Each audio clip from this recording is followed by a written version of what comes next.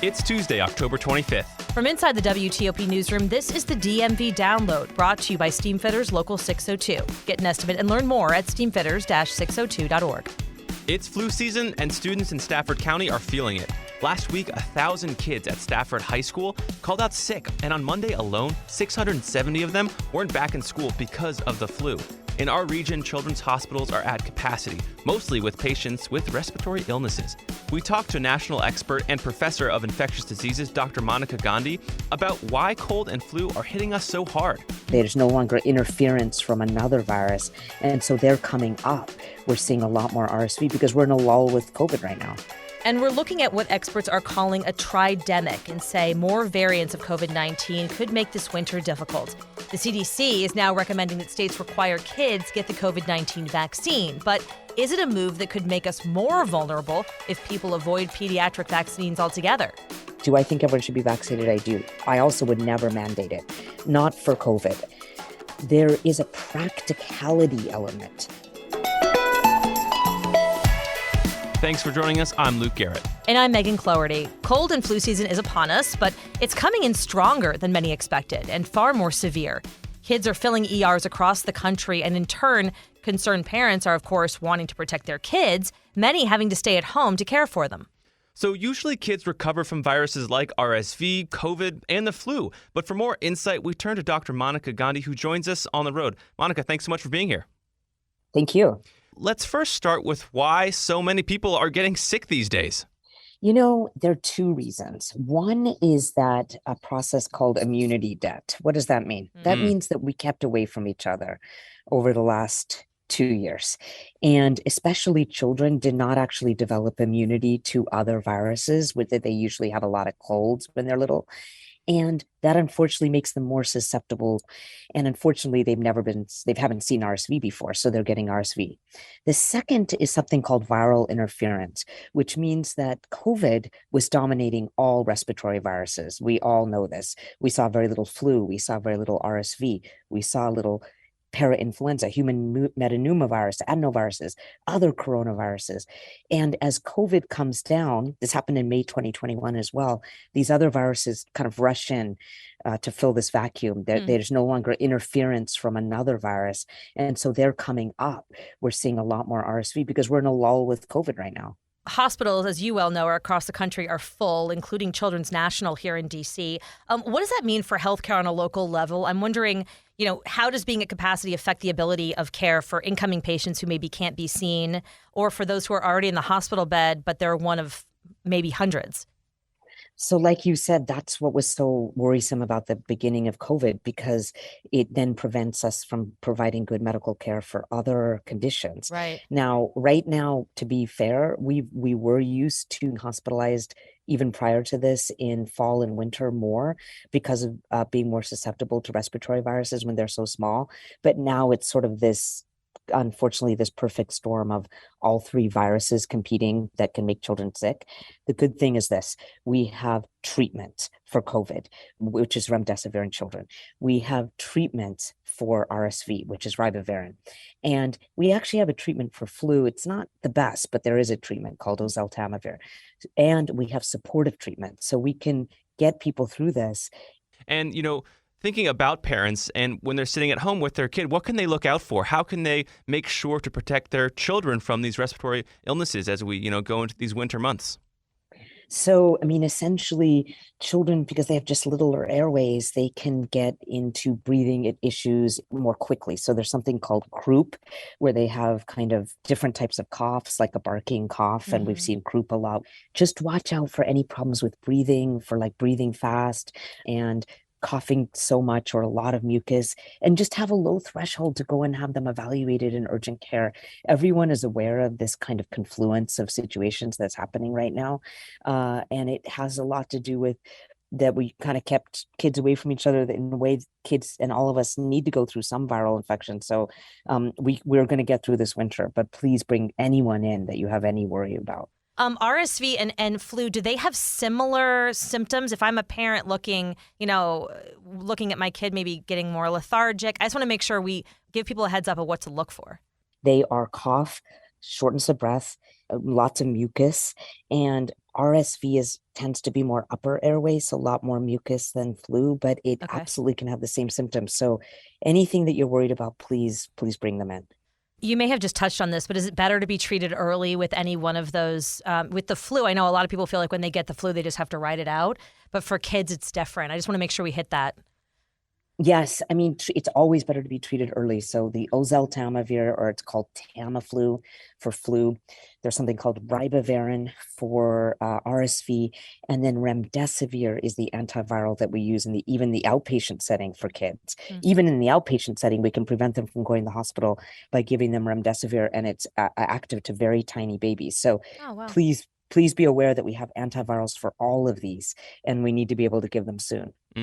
And you mentioned that we're kind of in a lull of COVID infections right now. We're seeing this kind of rise in Yes. flu, cold, and RSV. But casting our gaze to the future, we are seeing some other COVID variants, the XBB and the BQ variants. What should we do now to maybe prepare for those variants in the future? Or should we kind of fold COVID into how we treat other respiratory diseases like, flu and cold? So the one thing to know is we're never going to get rid of COVID. And I'm very sorry to say that, but it just doesn't have the features of an eradicable virus. We can't kill all the animals, unfortunately, of COVID, right? I mean, remember Right. the mink who were killed in Denmark? 29 species of animals have COVID. There's always a reservoir. Beyond that, it looks like other respiratory viruses, and we have great vaccines to prevent severe disease, but they don't prevent every infection. So putting that together, we have to boost vulnerable people. We have to boost older people. They're the ones that should be boosted the most with the Omicron specific vaccine. It is really important. We have a huge study from the UK. The people who are still susceptible to severe disease are older, over 65, having multiple comorbidities, or being on immunosuppressants. If you're in that category, please go get boosted. You may even need boosting more than once a year. If you're younger, you may get COVID, but you're going to be able to get through it because you've already been vaccinated. Honestly, we're going to have to live with it like we live with other respiratory viruses. And unlike other respiratory viruses, we have better medications for COVID than we do for flu. I'd rather use Paxlovid for COVID than the not so useful Tamiflu for flu. So be alert and go in and get tested.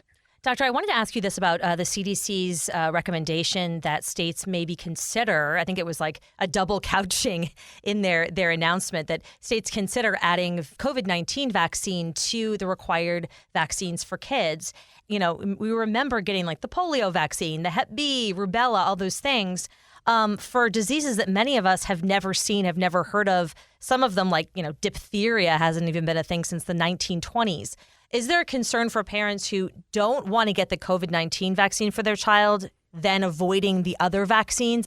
So I totally agree with your latter concern, because I'm very worried that the polio vaccination rate in some areas of New York is under 40% for under 2-year-olds. We are actually thinking of bringing back oral polio vaccine when we haven't used that in this country because of the polio spread in New York. So yes, I'm worried. Do I think everyone should be vaccinated? I do. I also would never mandate it, not for COVID. And the reason is because children are much less at risk. There is a practicality element. The practicality is children have had learning loss. We need our children in school. And fundamentally, it may make people not want to have their kid in school if they don't want to get their child vaccinated. So we have to be practical with our recommendations. So all of these other diseases, measles, mumps, rubella, pertussis, polio, they were all much more severe in children than adults.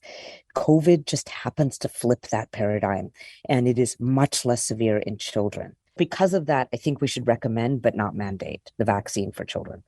I'm wondering, so your concern is that people might keep their kids out of school versus a concern of those sort of older and maybe less seen viruses making a resurgence? Exactly. Those unseen viruses making a resurgence would be terrible because we've conquered those diseases. So we want to mandate the vaccines that absolutely affect children the most. All of those other vaccines should be mandated, in my opinion. But COVID-19, if it keeps people from getting the other vaccines by mandating COVID vaccine, I would not mandate it. I would just recommend it. Professor of Infectious Diseases at University of California in San Francisco, Monica Gandhi, thanks so much for coming on and really helping us understand where we are. Coming up after the break, do you have a pet peeve? It's kind of hard to think of one off the top of your head, but Luke and I share some of the most popular ones and the ones that drive us crazy.